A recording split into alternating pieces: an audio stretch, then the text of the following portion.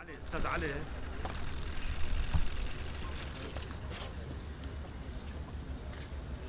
are committed to maintain legal pathways open to Europe and resettle refugees from Lebanon to the European Union. At the same time, we count on your good cooperation to prevent illegal migration and to combat migrant smuggling. দর্শক শুভেচ্ছা নেবেন MIB টেলিভিশনের পক্ষ থেকে। লেবাননকে 100 কোটি euro সহায়তা দিবে ইউরোপীয় ইউনিয়ন, এমন একটি ঘোষণা দিয়েছেন ইউরোপীয় কমিশনের চেয়ারম্যান। তিনি সম্প্রতি বৈরুত সফরে গেছেন। সেই সফরে গিয়ে লেবাননকে 100 কোটি ইউরো সহায়তা দেওয়ার একটা প্যাকেজ তিনি ঘোষণা করেছেন। এর পেছনে একটা কারণ আছে, যদিও বলা হচ্ছে লেবাননের আর্থসামাজিক এবং সামগ্রিক উন্নয়নে এই অর্থ সহায়তা দেওয়া হবে। 2024 সাল এখন চলছে, 2027 সালের মধ্যে এই 100 কোটি ইউরো তাদেরকে দেওয়া হবে। পেছনের গল্পটা কি? মূলত অনিয়মিত অভিবাসনে নিরুৎসাহিত করতে এবং এই টাকাগুলো সেখানে খরচ করার জন্য আসলে দেওয়া হচ্ছে, এমন একটি খবর। ইনফো মাইগ্রেন্টসের খবরে বলা হয়েছে লেবাননের জন্য 100 কোটি ইউরোর অর্থনৈতিক সহায়তা প্যাকেজ দেবে বলে জানিয়েছে ইউরোপীয় ইউনিয়ন।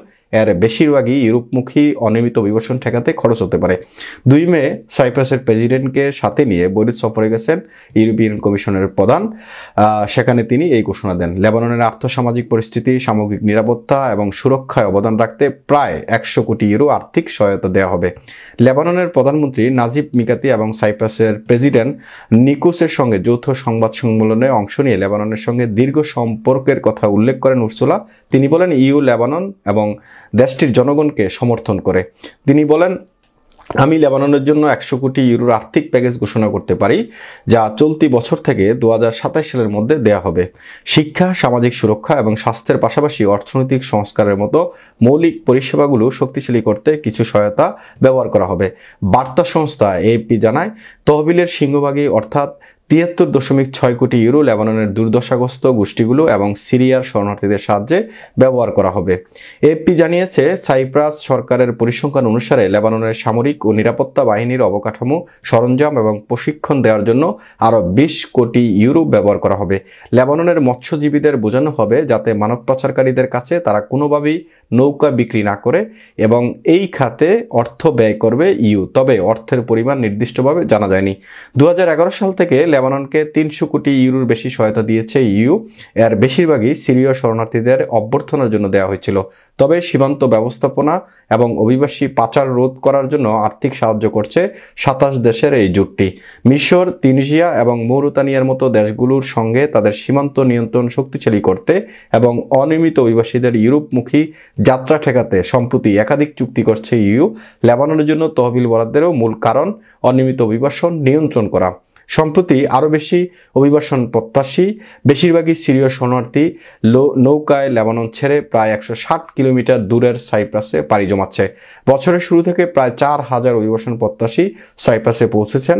2023 সালের প্রথম 3 মাসে সংখ্যাটি ছিল মাত্র 78। সাইপ্রাস মিডিয়া গত বুধবার 1 মে জানিয়েছে 15 জন সিরীয় অভিবাসন প্রত্যাশী সেদিন ভোরে একটি স্পিড বোটে সাইপ্রাস পৌঁছেছেন। 15 জনের মধ্যে 4টি শিশু ছিল।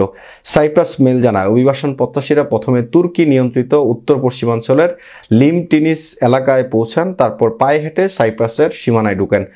সাইপ্রিয়ট সরকার জানিয়েছে অভিবাসী আগমন বেড়েই চলছে। ইউরোপীয় কমিশনকে এই বিষয়ে পদক্ষেপের দাবি জানিয়ে আসছেন তারা।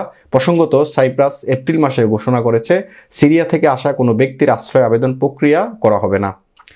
সরকারি পরিসংখ্যান অনুসারে সিরীয় শরণার্থীদের উপর বৈষম্যের ঘটনা বেড়েই চলছে লেবাননে। দেশটিতে প্রায় 15 লাখ সিরীয় শরণার্থী রয়েছেন।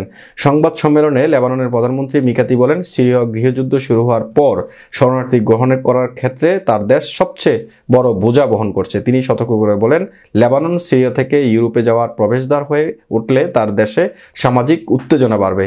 ইউর সহায়তা প্যাকেজের প্রশংসা করে মিকাতি বলেন, ইউরোপীয় দেশগুলোর নিরাপত্তা লেবাননের উপর নির্ভরশীল, আবার উল্টোটাও সত্যি।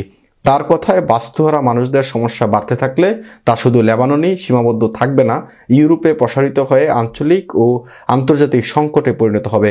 দীর্ঘদিন ধরে সিরীয় শরণার্থীদের অন্য দেশে পুনর্বাসন করতে চায় কিংবা সিরিয়ায় ফেরত পাঠাতে চায় আন্তর্জাতিক সম্পদের কাছে সহযোগিতা চেয়ে আসছে লেবানন। গত 1 বছরে হাজার হাজার শরণার্থীকে সিরিয়ায় ফেরত পাঠিয়েছে লেবাননের নিরাপত্তা বাহিনী, মানবাধিকার গোষ্ঠীগুলোর মধ্যে। এর ফলে উদ্বেগ তৈরি হয়েছে। সাম্প্রতিক এক বিবৃতিতে হিউম্যান রাইটস ওয়াচ বলেছে, সিরিয়া শরণার্থী বৈষম্যমূলক কারফিউ সহ একাধিক হুমকির মুখে পড়েছেন, তাদের উপর বেআইনি নিষেধাজ্ঞা দেওয়া হচ্ছে। ইইউ কমিশনের প্রধান সরাসরি হয়তো এই উদ্বেগের সমাধান করেননি, তবে তিনি বলেন সিরিয়ায় স্বেচ্ছায় প্রত্যাবর্তনের প্রক্রিয়া নিয়ে জাতিসংঘের শরণার্থী সংস্থার সঙ্গে একসঙ্গে কাজ করতে চায় ইইউ। তাহলে বোঝাই যাচ্ছে কেন লেবাননকে ইইউ সাহায্য দিতে চায়। আমরা আগেই বলেছি ইউরোপীয় ইউনিয়ন যে সমস্ত প্রবেশদ্বারগুলো আছে মানব পাচারের, এই প্রবেশদ্বারগুলো তারা বন্ধ করতে চায়।